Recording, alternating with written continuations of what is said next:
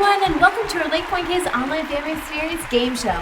I'm your host, Miss Rachel. Let me start off by wishing you a happy Thanksgiving. May your mashed potatoes be fluffy and your pumpkin pie be sweet. But before you dive into your dinner, let's see how many different words you can make from the word Thanksgiving. You can move the letters around to come up with your answers. Here's an example to get you started. I can pull up the letters S-I-N-K to make the word sink. You can only use each letter once except for the G and the N and the I, as there are more than one of them. You may want to quickly press pause as you find some paper and a pencil. All right, you have 2 minutes to see how many words you can come up with. Good luck.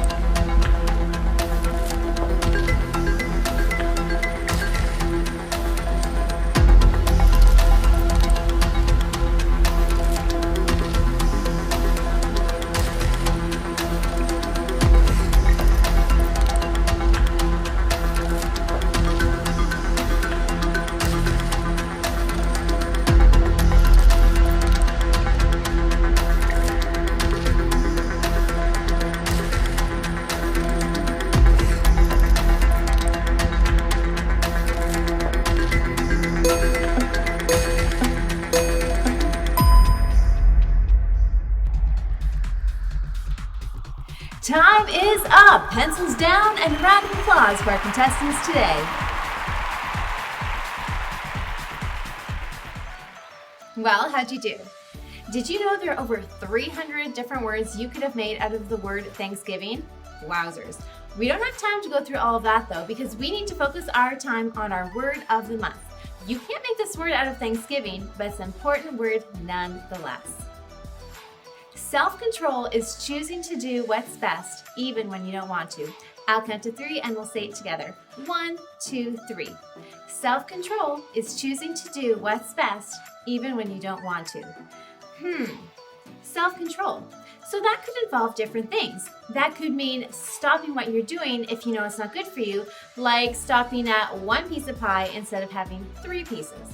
Or it could mean stopping something you know you shouldn't be doing for a better choice instead, like turn off your video game when your grandparents come over for Thanksgiving dinner. Self-control is important because we can have too much of a good thing to the point where it's actually bad, like too much pumpkin pie can give you a stomach ache. And self-control is also important because it helps us choose the better choice instead of just what we might feel like doing, like taking time to visit with your grandparents instead of playing the video game. God knows it can be difficult at times though, so He wants to help you out with that. Check out our verse of the month. God's power has given us everything we need to lead a godly life. 2 Peter 1, verse 3a, nerve. God knows what's best for you, and what's best for you is living a godly life. But don't worry, He is here to help you live that godly life. All right, it's your turn to say the verse now. See if you can say a verse while pretending to walk like a turkey, rolling like a pumpkin, and floating like falling leaves.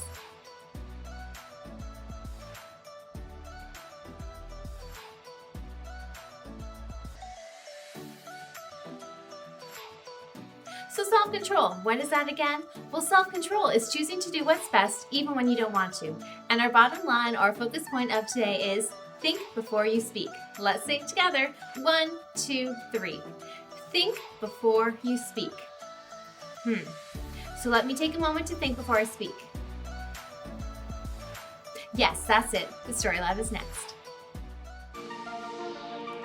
Welcome to Story Lab. This week we're taking a look at what can transpire when your words get away from you.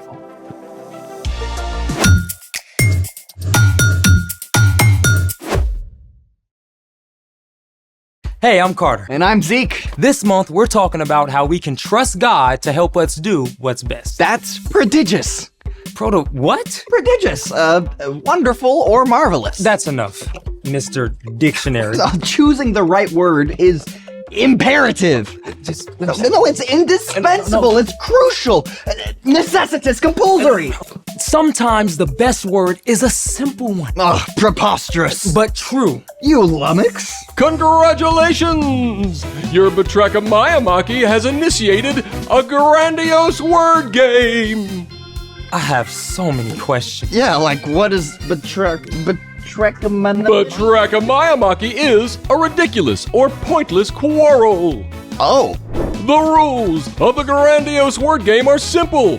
Whoever correctly guesses the definition of the most big words triumphs or wins. Ready? I guess. I was born for this. You have 5 seconds to choose the correct word definition. Carter is first. Yes, I'm up. First word. Absquatulate. A. To leave giant prints like Bigfoot. B. To slice up a squash. Or C. To leave abruptly. Bigfoot isn't a thing, so squash. Leaving. A squash. Incorrect. To absquatulate is C. To leave abruptly. You didn't know either. Yeah. Number 2. Zeke. Nudiasturtian. Is it A. The day before yesterday? B. A flower from the nightshade family? Or C. An implement for serving pasta? The flowers, days, A! Correct! Nudiasturtian is a term referring to the day before yesterday. Yes! Lucky guess. Number 3, Carter. Bumfuzzle. Is it A. To confuse or perplex? B. To remove a large amount of fur from a dog? Or C. To sit suddenly? You look confused. Nope, actually I know this one. To confuse or perplex. Correct! Bumfuzzle means to confuse or perplex. I'm bumfuzzled that you knew that. Number 4, Zeke. Widdershins. Is it A. A leg injury? B. Counterclockwise? Or C. Someone who is a poor loser? Poor loser. Oh, that's gonna be you. Speak for yourself. You widdershins. Incorrect. Widdershins means counterclockwise. Aw, man. You are tied at 1 point each. Last question is an all play. Whoever answers first correctly wins. The word is pandiculation. Is it A. The reverberation of a brass bell? B. A wrestling match between 2 pandas? Or C. The act of stretching and yawning upon waking? Pandiculation? Who comes up with this stuff? I don't know. B. Incorrect. The answer is C. Pandiculation is the act of stretching and yawning upon waking. Rats, tied for the loss. Or the win. Ugh, we gotta choose our words better. Speaking of which, it's time for... The story before the story. Today, we're in the book of Proverbs, which is a collection of wise sayings, many from King Solomon. Solomon became king at a very young age. He was worried about leading an entire nation with so little experience. One night, God spoke in a dream and told Solomon that he could have any gift he wanted. Now, Solomon could have asked for money or power, But instead, Solomon asked God for wisdom so he could be the best leader for his people. God listened and honored Solomon by making him the wisest man on earth. Many of the things Solomon learned and said were collected, along with other wisdom. The sayings, called Proverbs, are short sentences or stories that help people make wise decisions in their everyday lives. Which is where our story starts. Take it away. Hey everyone, I'm Brian. That was 4 words right there in case you're counting. Oh, and another 10. Did you know the average person speaks between 6,000 and 16,000 words every single day? Blah, blah, blah, blah. Sounds exhausting, huh? But we speak all that word soup without even thinking about it. And to top it off, you probably have around 7,000 to 10,000 words in your vocabulary to choose from every time you open your mouth. All of this comes down to something really, really important. You ready for this? Words are like a superpower. I'm serious. We can read about it in one of the wise proverbs that Solomon collected. The words of thoughtless people cut like swords, but the tongue of wise people brings healing. Did you hear that? The words of thoughtless people cut like swords, but the tongue of wise people brings healing. Every single time you open your mouth, you have the power to do this. Or this. What you say is so powerful that it can cut somebody deeply or help them heal. Think about this. You've probably skinned your knee before. Ouch. But once your knee healed up, have you thought about it that much? Nah, probably not. It's all good. Now, has anybody ever made fun of you? Those words can cut really, really, really deep. You may not be able to see any wound, but it's there. And this kind of hurt doesn't heal easily. Even if it happened a long time ago, I bet you still think about it sometimes. Mean words can still hurt all this time later. The words of a thoughtless person cut like swords. We don't usually mean to hurt others with our words, but we just don't think first. Thoughtless words come in all kinds of shapes and sizes. You know thoughtless words when you hear them. Wow, I can't believe you can't tie your own shoelaces. No one wants to play with you. Oh, you're really bad at math. You've probably been hurt by some words like those, and you've probably said some of those things too.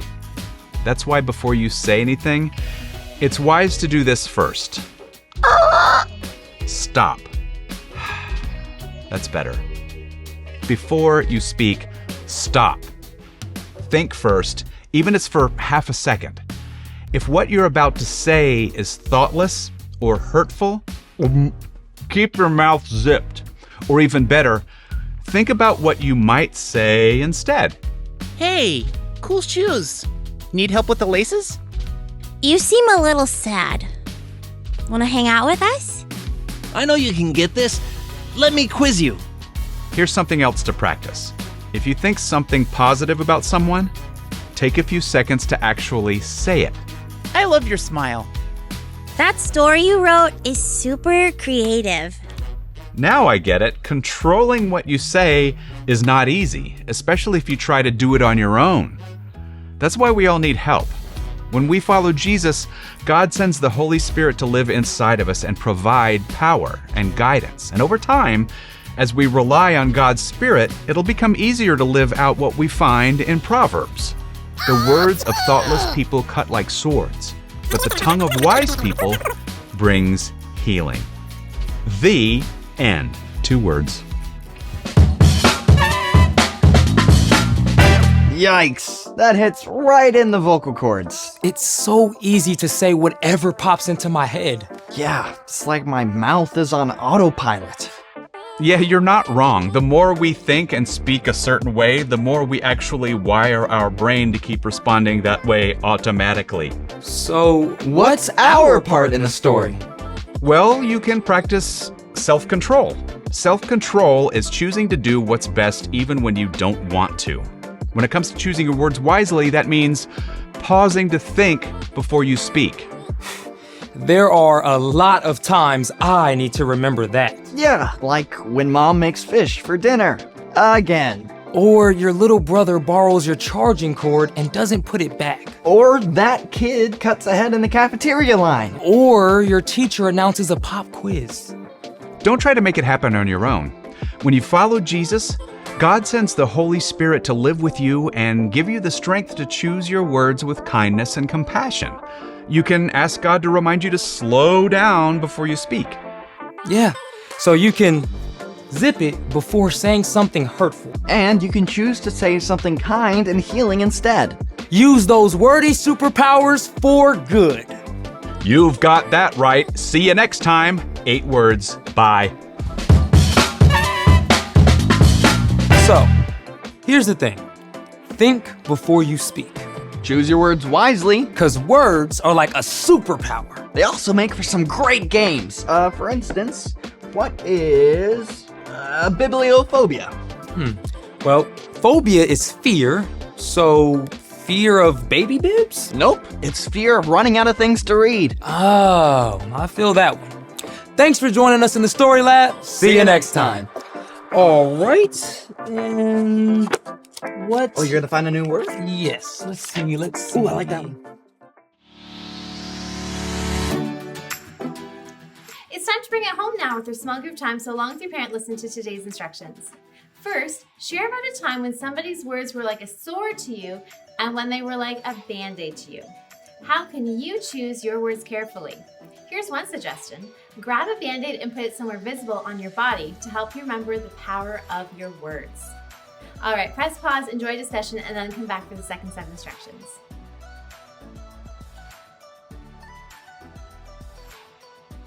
Next, discuss why our words should matter if we say we love and follow Jesus.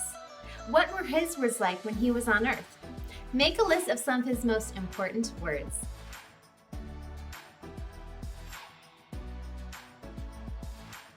Parents, now's the time to either scan the QR code on the screen or head on over to the LakePoint app to fill out our online connection card. Signing our guest book lets us know who is watching and helps us stay connected to you. It also allows you to sign up for our latest LakePoint initiatives and opportunities. So kids, while your parents are busy doing that, why don't you try to say a different word each time a second ticks by on our 60-second countdown.